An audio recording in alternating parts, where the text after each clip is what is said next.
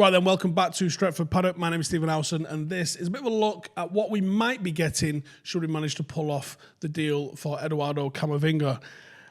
And I actually think there seems like there's a real chance that this is going to happen. It seems like the transfer is moving at the sort of pace you would expect, and all the talk that's coming out of there does seem to be that at least United's interest in him, at least, is genuine.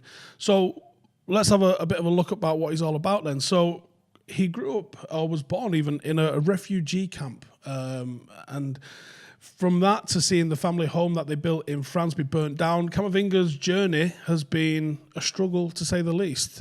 And that's probably helped him have the sort of career that he's having and the impact that he's having in that career. He moved to France at the age of 2 from Angola.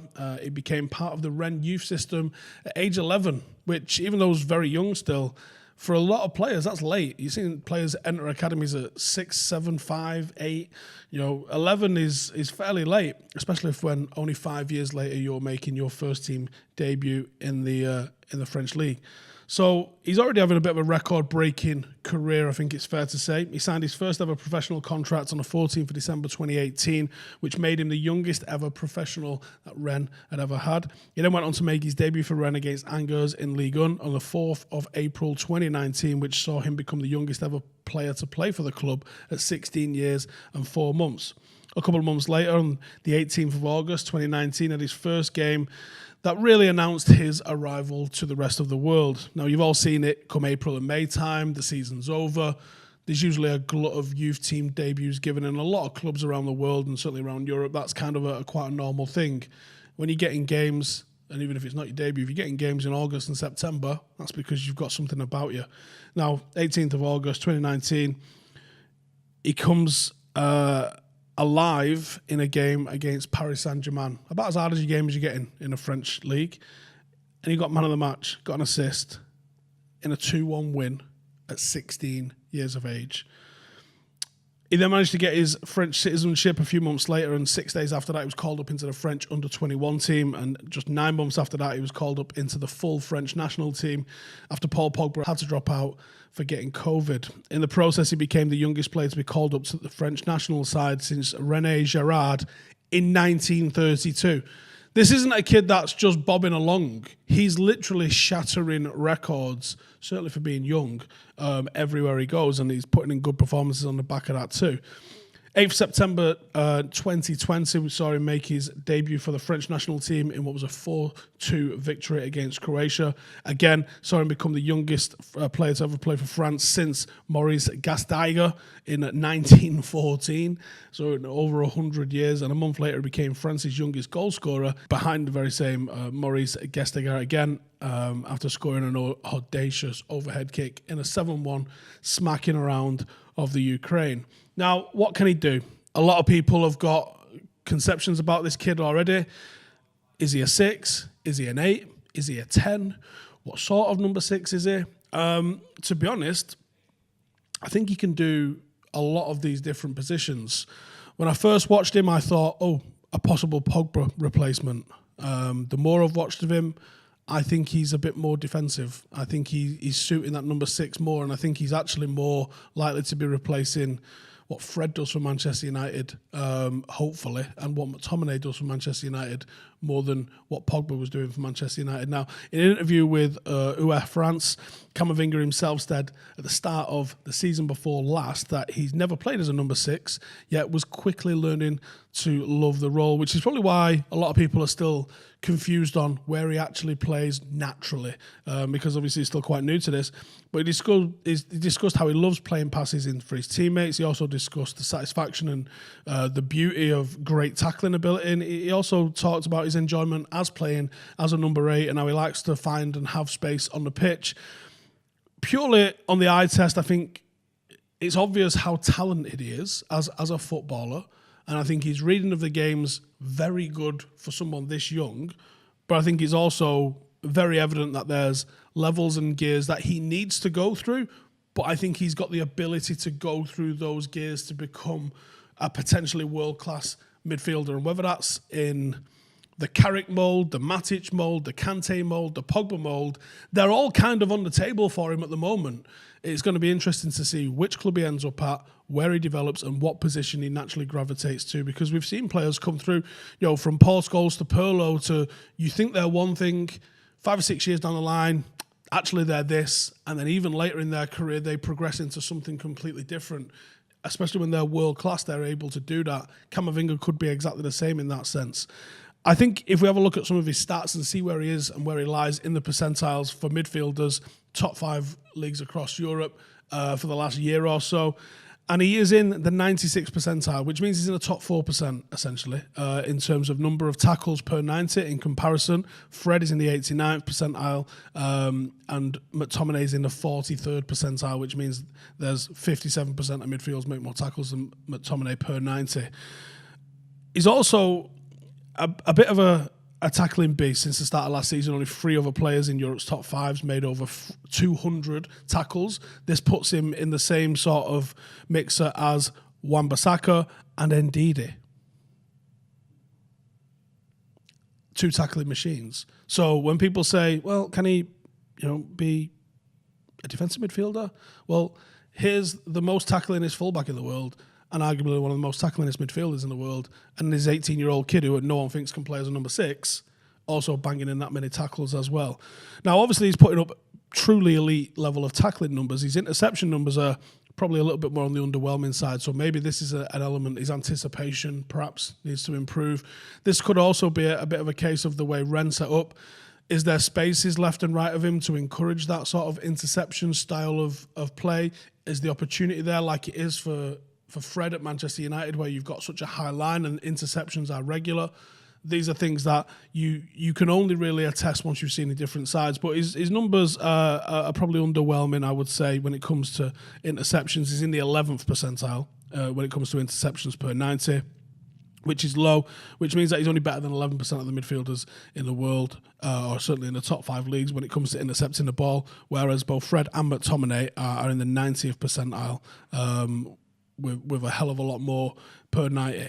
Now, I think that signals from the pure technical aspect of tackling, Camavinga is much more of the destroyer type of midfielder, but the interceptions are still important in that role. So that's certainly something that either A, he needs to work on, or B, is a quirk of the system differences between Ren and Manchester United, and I think it's certainly something that he can add to his game. Now, physically, he's a monster, and it's going to be something he can add to his game. He isn't slow, he isn't unalert, he isn't dopey. Those are the sorts of things that might lead to that, or again, purely systematic. Now, he likes to engage the ball carrier and press, and that's backed up by the fact that he's in the 88th percentile again for pressures on a ball carrier. And as much as we want to talk about his defensive attributes, which you do need to play as a number 6, one of the reasons we're looking for a world-class number 6 is to kind of combine the role that we get in from McTominay and from Fred, but also add in the ball-playing ability that we're lacking in that area, potentially emulate what we had with Michael Carrick when you have someone that's sitting that deep. One of the issues United have got is the speed at which the ball moves into the final third, and that's, for me, the issue with playing Fred and or McTominay, is that they're looking for the safer pass rather than the dynamic pass, the line-breaking pass that's actually going to lead to us scoring at the other end. Now, he completes 1.98 dribbles per 90, which puts him in the 95th percentile. That puts him higher than Bruno Fernandes and certainly higher than Kante, Locatelli, to name a few. He makes 6.43 carries per 92, which is stat only bettered by 13% of top 5 European midfielders. And again, 18 years of age. He's moving the ball forward far more than we would expect or anticipate that we're going to get close to from McTominay and Fred. Now, he's not just dribbling to get the ball up the pitch as well. Like he keeps the transitions going, but he's got a real good give and go nature. He gets forward, he finds pockets of space to be able to receive, and he's also able to receive progressive passes, and he's got 3.33 per 98, which puts him in the 83rd percentile, again very highly up there for receiving. He works well in tight spaces, he's looking to get beyond, he's looking to penetrate, and he finds those pockets of space and gives it to people that are a touch more creative, in this case hopefully Paul Pogba, Bruno Fernandes. And again, his he isn't someone that's losing possession. Bruno Fernandes' possession stats aren't great, but you allow it because he's one of the best creators on a football pitch. Now, again, Camavinga, 18 years of age, playing top flight football. He's in the top percentiles for defensive, for pressures, for tackling, for dribbles, for receiving ball in tight areas. And he's also right up in the mixer with 89.5% pass completion, showing that this is a guy that's making good decisions as well as making penetrative decisions, because you can have a high percentage. David May used to have a high percentage of pass completion because he's fucking passing it to Yapstam, right? So sometimes you can be playing safe passes, but the stats are proving that this is a player that likes to penetrate, this is a player that likes to progress the ball up the field, and that's something that United have definitely lacked in the McTominay and Fred combination.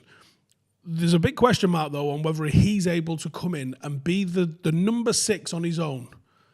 And I think no is the answer, unfortunately, on that, which is why Manchester United arguably are still being linked with, say, a Declan Rice. Declan Rice being the other name that's... Because, of course, everything has to be head-to-head. No one can just have options. You have to like this guy and hate that guy. Them's the rules, right? So United have been linked with Declan Rice. What would you get in Camavinga that you're not going to get in Rice, or vice versa? For starters, it's possible that Chelsea are in the pole position for Declan Rice. I think you're also looking at twice the transfer fee on Declan Rice. Here's what Rio Ferdinand had to say.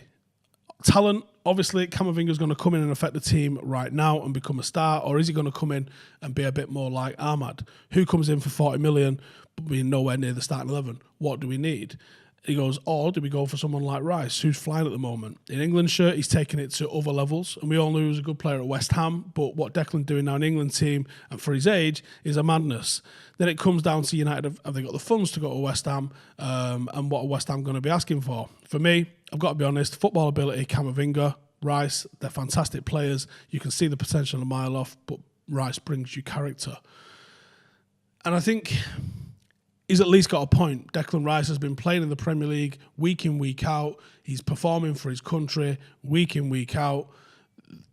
Realistically, if you was going to choose one player to start August as Manchester United's number 6, I think it makes a hell of a lot of sense to maybe go with Declan Rice. If Declan Rice isn't possible or feasible because of the financial constraints, can Camavinga do it? Again, I still don't think so. When it comes down to goals and assists, Rice got 2. Camavinga 1, assists it's reversed 1 and 2. Tackles per 90, you're looking at Camavinga 4.16 to Rice 2.41. Interceptions, Rice with 60 compared to the 20 there from Camavinga. Pressures per 90, 23.5 for Camavinga, 15.5 for Rice. Aerial duels won, again something that Rice is nearly twice better than, with 47 to 28. Fouls committed, only 22 from Rice to 56 from Camavinga.